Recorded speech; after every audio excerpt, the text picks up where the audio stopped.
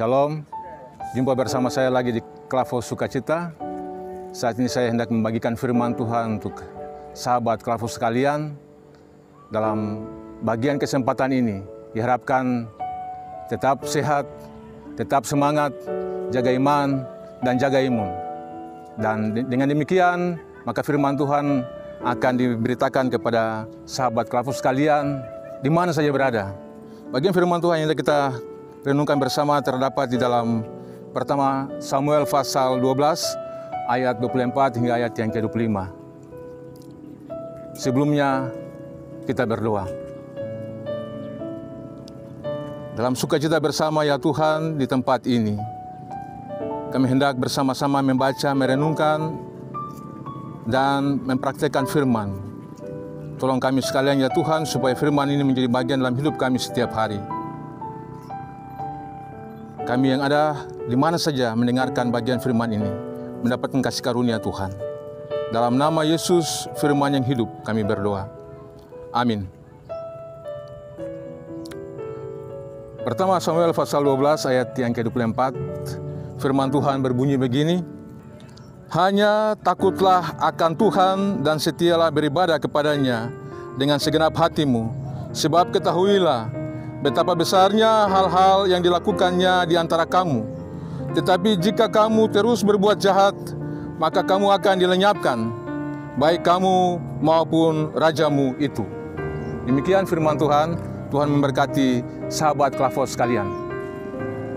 Bicara tentang situasi kita hari ini, maka kita membutuhkan ada pemimpin yang dapat mengarahkan, pemimpin yang dapat memberikan teladan dan petunjuk untuk kita sekalian, sehingga kita mendapatkan kelegaan, tapi juga kepuasan batin.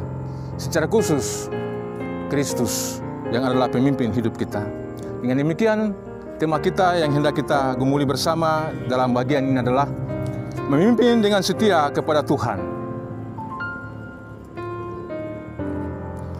Tidak banyak pemimpin yang mengakhiri kepemimpinannya dengan baik. Ada yang jatuh di tengah jalan karena ambisi pribadi, dan juga ada yang gila, kuasa, dan lain sebagainya, sehingga turun jabatan meski masih punya waktu atau sudah punya waktu habis. Kita mengenal banyak pemimpin di dunia hari ini. Ada pemimpin yang punya karismatik, ada pemimpin yang otoriter, ada pemimpin yang demokratis. Dan masing-masing pemimpin itu punya karakter yang berbeda. Dan karakter itu pasti ditonjolkan kepada yang dipimpinnya. Sahabat Klavos yang diberkati Tuhan, perikop dari bagian kesaksian firman Tuhan hari ini adalah bagaimana umat Israel melihat kepemimpinan daripada sosok seorang Samuel.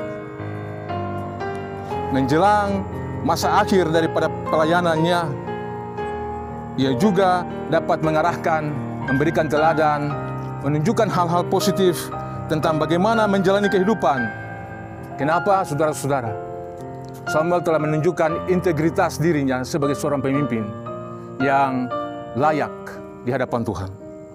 Karena itu, Tuhan memakai Samuel secara luar biasa pada bagian ini, juga untuk mempersiapkan pemimpin-pemimpin baru. Salah satunya adalah Saul, yang pada waktu itu juga dituntut oleh orang Israel untuk mendapatkan seorang pemimpin.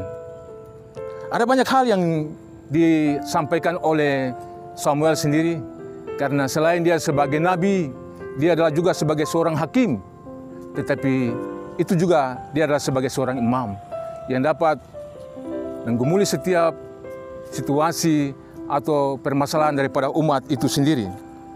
Menjelang akhir daripada kepemimpinannya, Samuel memberi pertimbangan kepada umat Israel untuk dapat melihat apa yang telah ia lakukan sejak ia memimpin Israel sebagai nabi, juga sebagai hakim, dan hal-hal yang berhubungan dengan kepemimpinannya semasa ia memimpin Israel. Ada banyak hal yang ditunjukkan di sana Ternyata kesaksian daripada Samuel ini menunjukkan hal-hal positif, bahwa sebenarnya dalam pengalaman hidup Samuel sendiri, dia telah bersih dan tidak ambisi dari kepentingan pribadinya. Artinya kepemimpinan Samuel itu bersih di hadapan Tuhan, dan dirasa oleh orang Israel bahwa sebenarnya dia adalah teladan. Dia adalah sosok yang pantas diikuti oleh umat Israel. Bagian berikut yang ditampilkan oleh Samuel adalah bahwa sebenarnya Samuel dalam kepemimpinannya itu selalu berpusat kepada Tuhan. Ini luar biasa.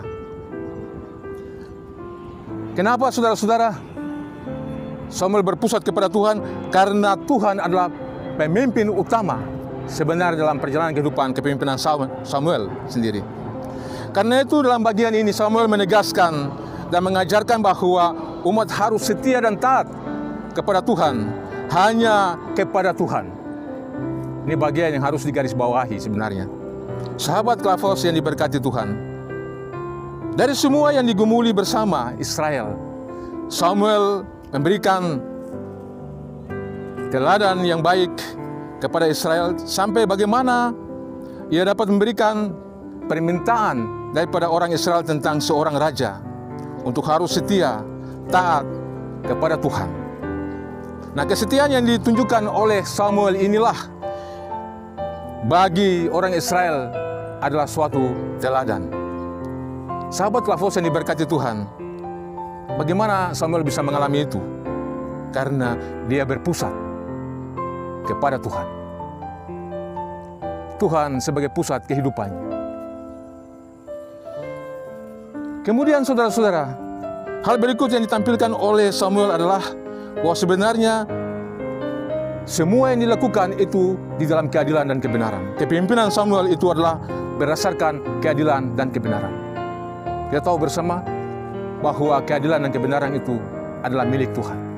Dan setiap orang yang melaksanakan keadilan dan kebenaran itu berarti dia berpihak kepada Tuhan. Samuel adalah pribadi yang melakukan itu. Sahabat Klavos yang diberkati Tuhan, tetapi apakah yang dialami oleh orang Israel?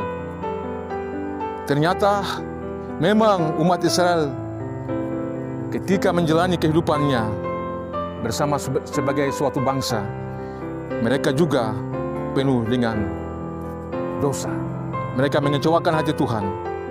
Tetapi lewat kepemimpinan Samuel ini, mereka mengakui semua dosa, menyesali, dan mohon ampun kepada Tuhan. Ternyata dari kepemimpinan Samuel inilah orang Israel juga mengalami pertobatan. Ingat saudara-saudara, bahwa kalau seorang pemimpin itu telah mengalami transformasi, telah mengalami hubungan dengan Tuhan, dengan sendirinya orang-orang yang ikut bersamanya juga turut mengalami pengampunan, mengalami kasih karunia Tuhan.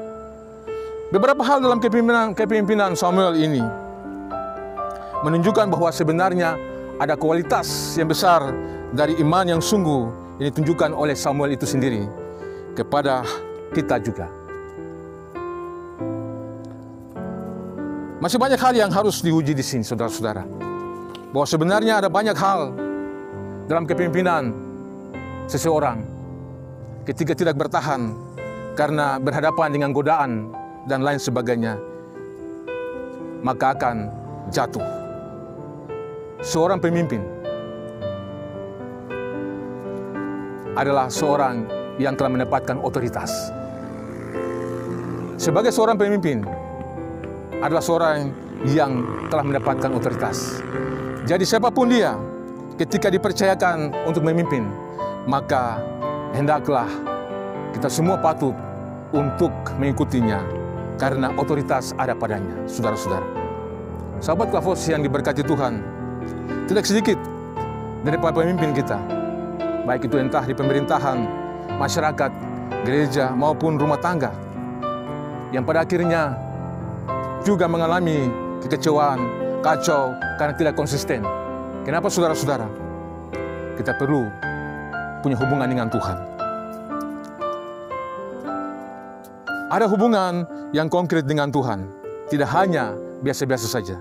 Tetapi lebih daripada itu, bila menjadi pemimpin, baiklah berilah diri dipimpin lebih dahulu oleh Tuhan. Jadi, ketika kita hendak dipilih menjadi pemimpin, maka kita harus punya hubungan dengan Tuhan lebih dahulu. Bila tidak, maka posisi ini akan menggeserkan kita, akan menjatuhkan kita, bahkan kita menjadi lemah dalam kepemimpinan kita. Siapa yang salah dan siapa yang benar. Sahabat Klavos yang diberkati Tuhan, belajar daripada kepemimpinan Samuel, maka kita belajar tentang kesempurnaan Kristus dalam kepemimpinannya. Kita belajar tentang kepemimpinan Kristus yang mutlak di dalam diri kita hari ini. Dia adalah Tuhan, dan Dia adalah Juru Selamat. Dan dalam penyertaannya, anugerahnya itu berlimpah bagi kita ketika kita membangun komitmen kepadanya. Jadi, sebenarnya seorang pemimpin adalah seorang yang punya integritas dengan Tuhan. Belajar daripada seorang Daud ketika mengembalakan kawanan ternaknya. Belajar daripada bagaimana dia mengembalakan binatang. Ini pasti dia akan memimpin juga umat Israel. Nah, Bapak, Ibu, Saudara-saudari, sahabat Klavos yang diberkati Tuhan, belajar daripada firman Tuhan saat ini bagi kita sekalian. Sebenarnya anugerah besar, penyertaan Tuhan, kemampuan untuk menjalani kehidupan kita terletak dari bagaimana kita membangun hubungan kita dengan Tuhan. Jadi seorang pemimpin yang berani adalah seorang yang punya integritas dengan Tuhan setiap saat. Seorang yang berani melakukan keadilan dan kebenaran setiap saat. Sehingga dimanapun dia berada, tetapi juga kita bersama-sama dengannya, mengalami pertolongan Tuhan dalam kasih karunia-Nya. Dan kita yang berbahagia adalah kita yang mendapatkan kepemimpinan mutlak daripada Yesus Kristus hari ini. Situasi hari ini kita boleh berubah. Situasi hari ini kita tidak menentu. Tetapi ketika Yesus memimpin kita, saat Yesus memimpin kita, maka situasi kita itu akan berubah menjadi sesuatu yang menyenangkan. Situasi kita hari ini pasti akan memberikan sukacita. Ini dampak daripada kepemimpinan Kristus dalam hidup kita. Ketika Kristus memimpin kita, maka setiap perjalanan kita yang naik turun itu menjadi rata. Setiap kehidupan kita yang lemah itu diberikan semangat. Sahabat Klavos yang diberkati Tuhan, dengan demikian belajar daripada firman Tuhan saat ini. Siapapun kita, dimanapun kita berada, apapun status kita, hari ini Tuhan menjadikan kita sebagai kepala dan bukan sebagai ekor. Dan kalau kita sebagai kepala, maka kita akan menunjukkan apa yang sebenarnya Tuhan beri kepada kita sebagai pemimpin yang mendapatkan otoritas daripada Tuhan.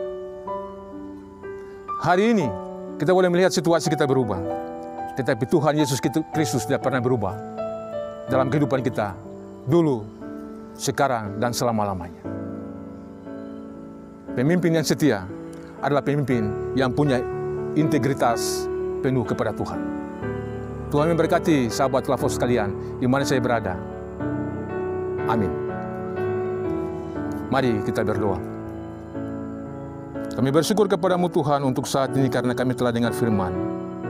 Berkati setiap pendengar Klavos di mana saja berada yang mendapatkan firman Tuhan saat ini. Terima kasih, biarlah firman Tuhan ini menjadi kesukaan besar dalam kehidupan setiap orang yang mendengarkan firman saat ini. Terima kasih untuk semua yang telah mengambil bagiannya Tuhan. Dan dengan demikian, Tuhan akan menjadikan pemimpin-pemimpin di akhir zaman ini yang punya hubungan dengan Tuhan baik. Kami percaya Kristus sendiri adalah pemimpin kami yang setia sampai mati di kayu salib bagi kehidupan kami. Ini doa kami kepadamu ya Tuhan. Dalam nama Yesus Kristus, pemimpin kehidupan kami, kini dan selamanya. Kami berdoa dan memohon. Amin. Shalom, Tuhan memberkati.